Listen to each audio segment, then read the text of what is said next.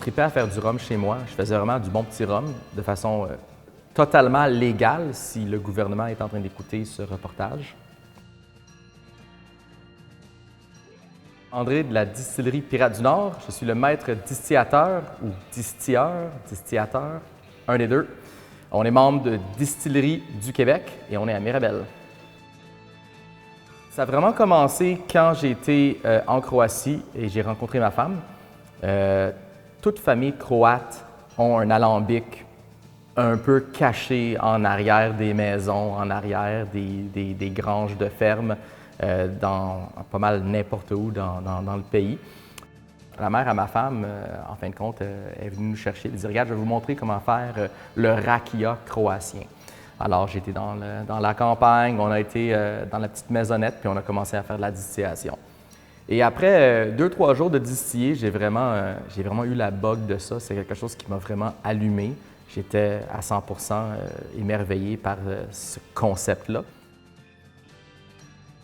Après plusieurs années de tests, j'ai décidé, écoute, je suis tanné de travailler pour une grande boîte de télécommunications. Je veux faire quelque chose d'autre de ma vie. J'étais le directeur de...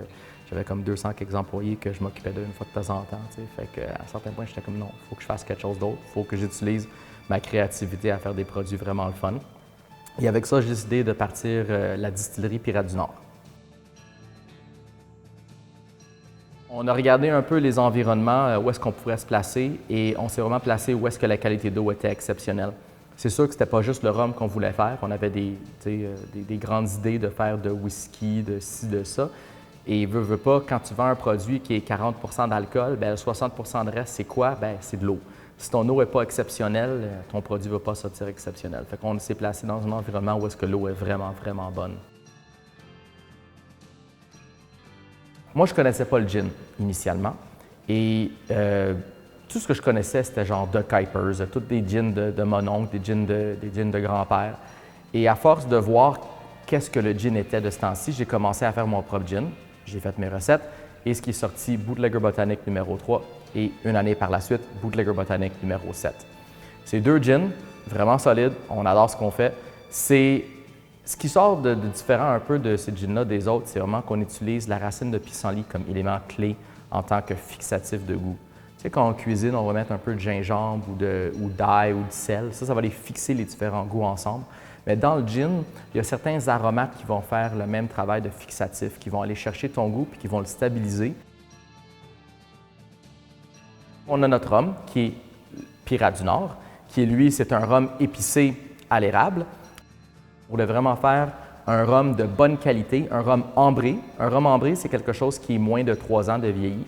Là-dedans, on va aller rajouter des aromates, comme le sirop d'érable, en petite quantité pour aller chercher un goût légèrement sweet, mais pas assez pour changer trop le goût. On va le sentir plus au niveau du nez. Avec la ville de Boisbriand, il y a un organisme à but non lucratif qui s'appelle le Terreau, qui eux autres, ils vont redonner des terres agricoles orphelines à du monde qui veut réutiliser ces terres-là à usage agricole. Alors c'est certain que de ce côté-là, on voulait prendre avantage à ça. Alors l'année prochaine, on plante environ 200 arbres cerisiers, plus quantité semi-infinie d'aromates. Tous des aromates que je peux utiliser, en fin de compte, qui poussent au Québec, je vais les planter là. Il y a une espèce d'évolution dans notre société qui commence à voir c'est quoi, exemple, le monde non-binaire, le monde trans, le monde queer, etc. C'est pas quelque chose que je parle de beaucoup. Moi, en tant que personne, je suis un humain non-binaire. Ce qui veut dire que c'est pas mâle, c'est pas femelle, c'est vraiment non-binaire, je suis neutre. C'est un sujet assez complexe pour beaucoup de monde. Il n'y a pas beaucoup de monde qui comprennent c'est quoi. Juste le fait d'être un peu à part de la société, ça te fait repenser les choses que tu penses qui sont normales. Le monde, ils vont faire du bourbon, ils vont faire ça avec du maïs, avec ça. Il y a une recette, ils suivent la recette, ça continue de même. C'est très simple. Mais le fait d'être non-binaire, pour moi, ça m'ouvre un peu l'esprit. Je suis tellement habitué de me questionner sur les choses que je pensais que je savais, que quand je regarde les recettes, quand je regarde ce que le monde fait, je pense, mais j'ai-tu besoin de faire ça de cette façon-là? Il y a peut-être une autre méthode. Peut-être que ça fait 200 ans qu'on fait ça tout le temps de la même méthode parce que c'est comme ça qu'on a fait ça.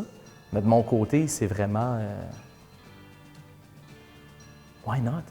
Pourquoi essayer quelque chose de différent? Pourquoi pas essayer quelque chose de différent, pardon? Tu sais, c'est comme, je veux vraiment essayer de voir qu'est-ce que je peux faire. Puis pour moi, je suis tellement habitué de me questionner que je questionne tout. Mes recettes, les recettes des autres, la technologie même. Fait que c'est vraiment un peu la façon que je m'investis dans ma business. Ouais.